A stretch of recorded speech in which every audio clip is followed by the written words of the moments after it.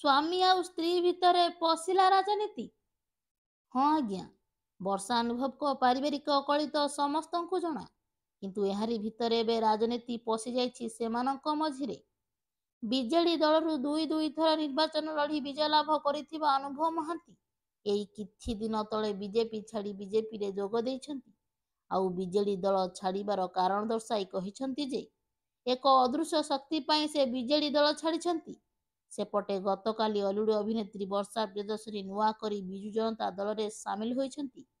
ଆଉ ଏହାରି ଭିତରେ ଏବେ ଶୁଣିବାକୁ ମିଳୁଛି କାଳେ ବିଜେଡି ଦଳରୁ ଟିକେଟ ପାଇ ନିର୍ବାଚନ ଲଢ଼ି ପାରନ୍ତି ବର୍ଷା।